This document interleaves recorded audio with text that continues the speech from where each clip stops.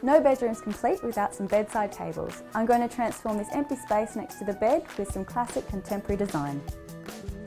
These are all the tools and materials I need to build my timber and copper bedside table. We've had our timber pre-cut at Bunnings and we have chosen to use a hardwood timber panel.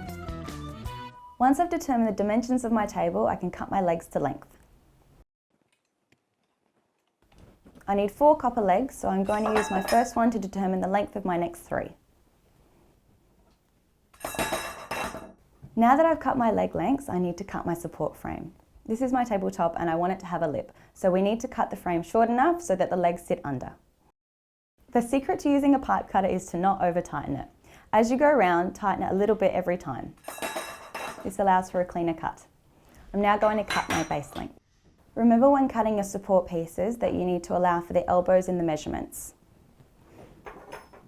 The great thing about this project is that it's all straight cuts and everything is put together with elbows. There's no glue needed.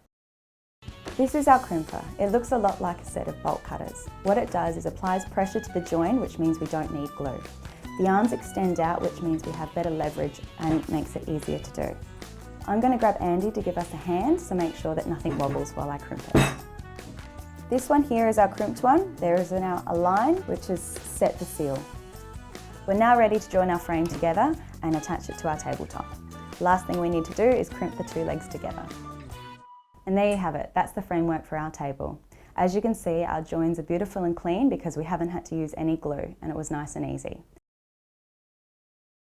Because I've chosen a dressed timber, before I attach it, I'm going to give it a quick sand and a coat of clear varnish.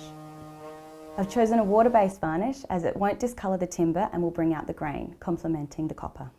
Always make sure to use a really good quality brush when using water-based varnishes.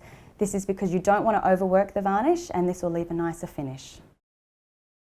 Now that our frame is built, we're ready to attach it to our top. We're going to use some saddle clips that match our frame. Because we're using hardwood as our top, we need to drill some pilot holes. Before I drill my pilot holes, I just need to make sure that my frame is sitting square.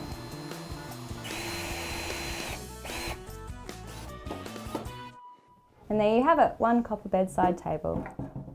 Now we can make a matching pair or whatever you like. You can also give the legs a good polish so that it looks beautiful.